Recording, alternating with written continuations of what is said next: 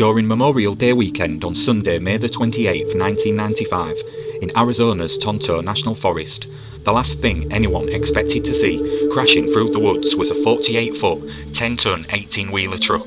But that was exactly what would happen that day, and the circumstances surrounding that bizarre event would be even stranger.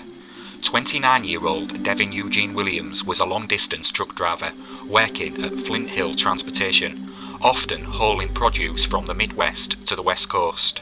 Devin was a happily married father of 3 children, raising his family in America's Kansas. He was looking to the future, and the couple had recently purchased a new home, which they were currently in the process of making plans of things to do around the house. His wife would later say it was probably the happiest point in their married life, and Devin loved spending as much time with his family as possible. In fact, one co-worker would describe him as a pleasant and patient man. The only time he ever got irritated was when he had to wait around, keeping him away from his family for longer than he needed to be. 5 days prior to the incident in the forest, Williams left his residence in Kansas and headed west. He was familiar with this route. In fact, it was a route he had taken many times before. It should have been a straightforward job for him, and soon he should be back home with his family. Devin delivered his load in California on schedule. He picked up the loads for the return trip and checked in as planned with his boss. His boss did not recall anything out of the ordinary about their conversation. Everything indicated that it was a normal trip. He was on time and everything was going well. On Saturday, May the 27th, he arrived in Kingman, Arizona. He stopped once again to phone his boss. He mentioned to him that he was struggling to sleep, but he was eager to carry on. The quicker he could get the job done, the quicker he could get home. But by the next day, his truck would be miles off the highway. Off the beaten track, Lynn Yarrington was camping with her husband Jack. She was amazed to see the large truck driving down the forest roads. The roads are generally not passable by that larger vehicle. Most of the vehicles that drive on the roads are smaller 4-wheel drives. The truck thundered back and forth several times that morning. 2 other campers had a close encounter with the truck. It drove towards them and nearly ran them over. They were forced to put their vehicle in reverse until they could get out of its way. The driver never looked at them. It was if they weren't there. There was no expression on his face at all.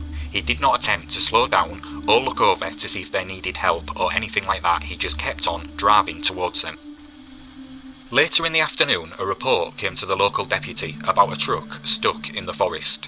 Like everyone else, he was baffled as to how such a large vehicle could end up in the location it was. The deputy went to investigate the vehicle. He discovered the truck stuck in deep mud within a meadow. This meadow was located near Forest Service Road 137 in the Buck Springs area, nearly 20 miles from Highway 87. When the deputy opened the vehicle, the cargo was undisturbed and intact, 1,200 boxes of lettuce and strawberries, with the refrigeration still running. Prior to the deputy arriving, various people did stumble upon the truck. One witness did leave his vehicle to try and see if the man needed help, and to ask how he ended up where he had. The man replied, "They made me do it." When he asked who, the man muttered, "No, you can't help me. I'll never get it out. I'm going to jail." The witness now thought something more sinister may be at play, such as a carjacking or kidnapping. However, the man made no attempt to ask for help, nor keep him there with him. Back at the scene, the deputy tried to get in the cab of the vehicle, but it was locked. Peering in through the window, everything seemed normal. The inside was very clean, and there were no indications that foul play had taken place. The deputy checked his national crime computer and learned that there were no reports submitted for either a missing truck or a missing truck driver. With the driver no longer at the scene, currently there was not much more he could do. At around 4 p.m. that same day, Lynn and Jack Harrington were driving through the forest along Forest Service Road 321 when they came upon a man off the side of the road near the trees. The man was kneeling on the ground, staring at a tree. The man, who was mumbling to himself, and the couple couldn't make out exactly what he was saying. Jack asked the man if he needed any help, and the man simply said, "I've got to light the grill." In his hand was a $20 bill, which he was hitting against a rock. The couple looked around but couldn't see any evidence of food that he may want to grill. When the man then threw the rock at the couple's car, they knew it was time to leave. This was the last confirmed sighting of Devin Williams. When no one heard from Devin that day or the day after, and he was off schedule for his delivery, he was reported missing. Those who knew him were certain that he wasn't the sort of person that would abandon his truck or act in the way people had reported, but all the eyewitnesses were certain that the man acting strangely in the woods that day was the same man in the photos they were shown, and that man was Devin Williams. Investigators began to track Devin's movements leading up to his disappearance. A search was organised to search for Williams using foot patrols, search dogs as well as volunteers, but nothing was found.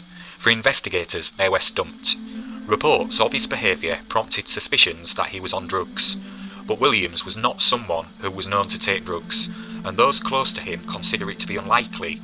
He had also passed all drug tests he had to take prior to this trip. Devin also did not suffer from any known mental health issues, and to my knowledge had not had any episodes prior. Deputies wondered if he had just planned to leave and start a new life. Was it significant that his briefcase, ice chest and sleeping bag were left in the truck, but his duffel bag and favourite cassette tapes were gone? If he had run away, he certainly conducted an elaborate cover. His erratic behaviour would have had to have been an act. His wife did not believe it to be the case, and neither did others who knew him. But what happened to him that day remained a mystery, or at least it did for another 2 years.